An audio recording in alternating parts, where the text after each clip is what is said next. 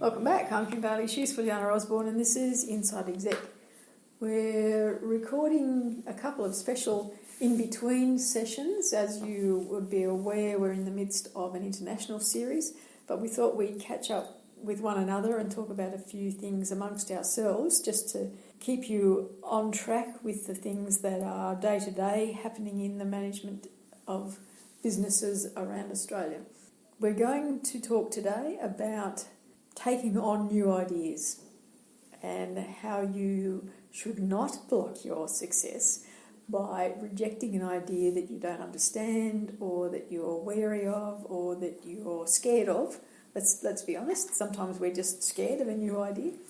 And Fulyana's got some very interesting information to share with you on this topic. Well, actually, yes, I do have.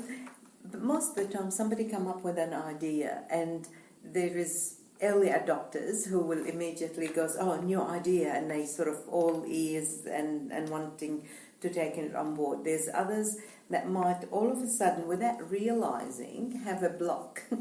And the block could be, I don't like that person, so I'm not listening, or their track record is not good. When I heard other ideas before, we wasted a lot of time on it and it didn't work out. But most of the time, it really seemed to be more about, I don't know what they're talking about. I don't want to admit it. I don't want to embarrass myself. I'll find a way to say, either come up with a different idea or to block it, find fault with the idea.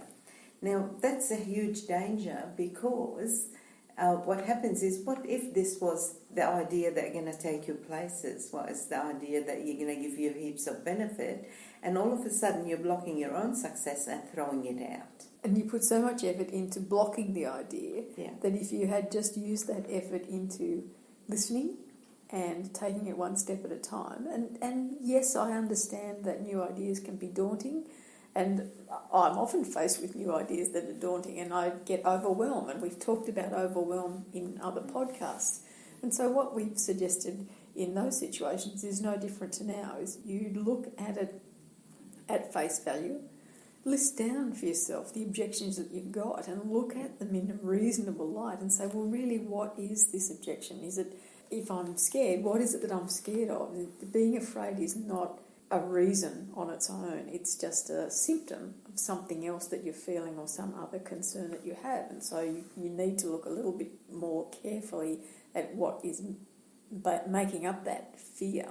And is it that you are worried about how you will learn, whether you will understand it, all those sorts of things. Just break it down into all of the component parts and then address each of those, so that if you're worried about whether you will understand it or not, we live in an age where you can find out any kind of information you like on your own, on your own terms, and learn it in your way. So if you're not a person who learns by sitting in a classroom, you can look it up on YouTube. You can look it up and listen to a recording. A lot of the stuff, and this is probably something that we haven't touched on before, but I do keep mentioning about YouTube. But YouTube is not just videos. YouTube is also audio recordings.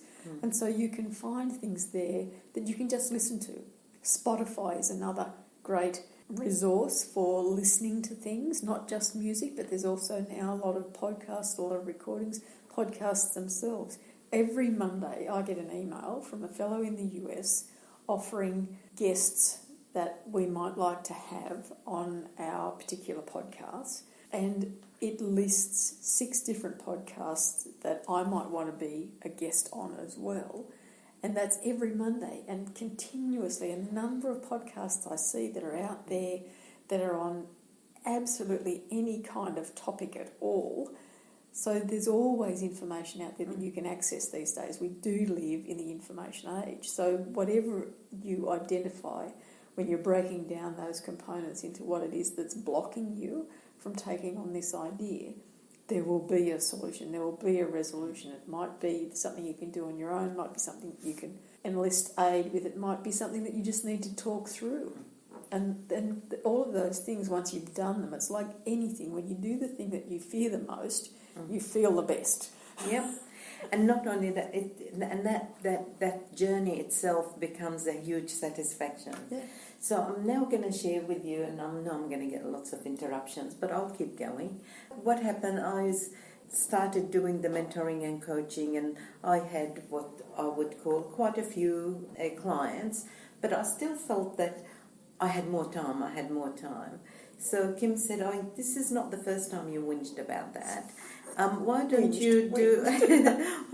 you actually reach more people that you are trying to help, that either having got access to mentors because of distance, location or cost, and we could do that doing podcasts. So as soon as she said the word podcast, I thought, I never heard that before. What is it? And not only that, but I'm not embarrassed. I've never embarrassed to say, I don't know what somebody's talking about, but I'm always curious. So I said to her, what is it? And Kim explained to me everything she could, and then she also told me the benefit of podcasts versus going to a classroom or going to learn about something. You could do it while you're driving, you could do it, etc., etc. So anyway, I didn't say she could do it when she was at the gym, because I knew that would also mean nothing to her. gym, but walking, yes. So anyway, so I thought to myself, I don't know about this. I really don't know. And I don't know how would people find us. How would people want to listen to us? We're not specialists in this area. And Kim says, no, they don't. If they want to go specialist, they will go to a specialist. They want to hear your experience. They want to hear how we acted on other people's behalf, what other people thought. So we'll have guests come to podcasting, etc. So we started it. I honestly, I was very excited to do the research, find out more, learn more, because it was a new topic. However, I realized even with all of that, I really didn't have the same grasp and feel that Kim did and the foresight that Kim had. But I trusted that two things. One, Kim, because if she knows, she doesn't put it on. The other thing is, I thought to myself, what is it I'm afraid of? So it doesn't work. I don't know what it is, but it doesn't work. So what? No one will know. So what? I will be learning. The other thing is... No. Let's be honest. This is the first interruption. What she thought was, this is a really good excuse for once a month at least to have lunch or dinner out. I can always find excuses for that. And then the other thing is if it does work and we can reach one or two people anywhere, interstate, internationally, whatever, if one person listens, said, that was handy, I wanted to hear that from, and they got something out of it, then my job is done. So the risk was very, very little and the return was great in that being able to help. So what had happened is then I didn't mean to, but I felt myself putting up objections and saying, what technology, what do we need to buy, what then and how and where do we do this, and what sort of studio do we need? And Kim just turned around and said, no, you got it all. We got the phone. It's all under control. Really calmly. And so what we did is, we gave it a go. And guess what? Actually could hear it and it worked. And I could then see what Kim could see. So that was really good. And then came the fun where, again, when you're working with other people, don't just piggyback. Do not just say, Kim is great, so I'll just let her. Kim wouldn't let me anyway. Kim said, right, that's great, so we did it at your house, we recorded it, now you've got to send it to me. And she did laugh, and I didn't get the importance of that laugh. And then later on I found out I can't just email it to her. And so she knew that, but I didn't. So guess what? Then that's when it all kicked in. It kicked in that I've got to teach myself that. I've got to try many things. Some will work, some will not work. I know Kim will help me in the end if I'm really stuck, but I've got to make an effort. Doing that, I got an enormous learning out of it. I was absolutely delighted knowing that a lot of the people put up their hands to be our guests, and they're specialists and were respected in their fields. So that was really good. The feedback that we got was fantastic, and the users, and it's grown, and we're now up to over 150 episodes or so, or they're reaching worldwide audiences.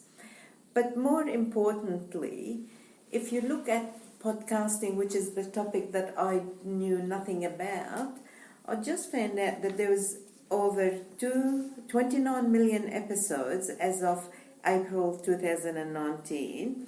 And to highlight their growth, Apple confirmed there were over 550,000 podcasts at Apple Worldwide Development Center 2018 in early June. So even it's grown, but more recently it's just skyrocketed. So people are using it for different things and all of that. So what if I just turned around and said to Kim, oh no, I don't think that will work, and then how much would I have lost? The other thing too that we need to emphasise in that story is that if you're the one who's got the idea and you're proposing the idea, you don't have to have all the answers. It hasn't always been smooth sailing. Things haven't always worked technology-wise, which is where I'm supposed to be the expert. We have had our challenges. Even today, we're in a location where we were going to do some remote recording, and I brought along all the equipment and failed to notice one fairly important point in the equipment, in that we needed a microphone, an external microphone, and I didn't bring that along. I could have used the headset from my phone, but that's in another location in a locker away from where we are actually doing the recording. As the instigator of the idea, you don't have to have all the answers. It should also be a learning experience for you as well, because if it's not, then why would you do it? I really think that everything you do should involve some sort of learning, some sort of growth, some sort of challenge, because that's where you'll get your achievement happening. When someone actually objects, if you, on that point where you're saying somebody has an idea and somebody blocks it or try to, one of the things that you've really got to do first and foremost, stop and breathe, because you immediately want to react back and say you're blocking without hearing, but you don't say that. And then just say, oh, look, just give me a second, I'm thinking about your reaction and trying to work out, and then say, were you able to share with me what is it that you like or dislike? Yeah. How about we work together, because I really think you might have something there that would help shape this project. Yeah. So get them to come into the idea, and you won't win them all the time, but I think by that, make them feel comfortable, and even if they don't know what podcasting is. If I was a different person and I was really scared or whatever, proud or whatever, to let Kim know that I don't know what that podcasting is, and I was trying to mask it, then I think if what I would have responded to, maybe if somebody says, what do you like, what do you dislike, and then we start talking and they say, but how will it work? And then you get to the bits where I become to understand or be open and make worthwhile comments, or considered comments, I should say, instead of just blocking comments. I think too that from the idea instigator point of view, you get all wrapped up in this idea, and you know that it's going to work, and you know that this person that you're proposing, or people, the team that you're proposing the idea to, are exactly the right ones for it. In your view, you've got a different vision to them, and unless you transfer that vision to them in a way that they can see as well, then they're not going to be able to take on the idea, and the first wall of defence will be raised, because they do not understand what you are saying. They cannot see what you are talking about. And so it is your responsibility, when you've got that idea, is wrap yourself up in it, enjoy it, love it, then put that package to one side and sit yourself on the other side of the table and think about what it is like when a new idea comes at you. And think about this idea you've got in terms of the people that you're going to present it to, the people that you're considering. You should know them well enough to know what they can take on and what they can't take on.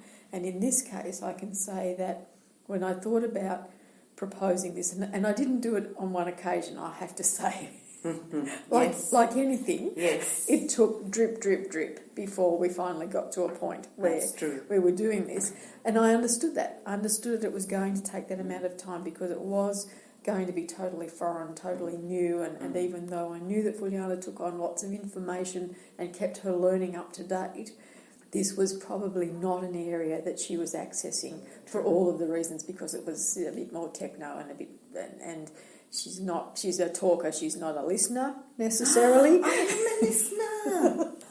Look, I can go to the family. So I knew that I had to present it in a different way. And for me in this situation, and for me in a lot of situations where I have introduced new ideas, it's about me offering my experience of this idea. So in this case I said, I've been listening to these podcasts about these things. Can I send you a link? Do you want to listen to this one? Because I think you'd really value what they're saying in this, or I found the ideas intriguing, whatever it was, and introduced the concept of it from a user point of view. So that was very helpful actually, because I was able to, and when you said I'm not a listener, you're right in that context. I don't turn on and listen to a radio or a program or even YouTube at that time. The way that you knew a topic was of relevance or timing or whatever, that was very helpful. And by the same token, when I'm struggling with issues that I need to deal with, or resolution of problems that I might have in other spheres, Fulyana knows that I'm a reader, and so she will send me links to articles that she thinks I should read, rather than send me other kind of information. And so you just got to think about it from the other point of view, and it's no different to any other kind of negotiation, really. And that's what it is. And so you on the one part, you think about the blocks that might be there and why, and if you're the one that's feeling the blockage, you think about that. But there is a big responsibility on the person proposing the idea to think of it in terms of how it's going to be received and what other information needs to be presented so that it can be received well. I've come from a week of being exposed to Amazon products at an Amazon summit, and now that I say that, I'm thinking they really needed to do that last week. You know, it goes back to who is your ideal customer. In this sense, your ideal customers are these people that you're going to propose this idea to. So what is their uniqueness, what is their speciality that you need to address in terms of the project that will make them take it on board, that will make them excited, that will transfer that vision that you've got to them so they can see it with their eyes. I think we've probably covered that in enough detail for you this time round. So until next time, I'm Kim Bailey, she's Fulyana Osborne, and this is Inside Exec.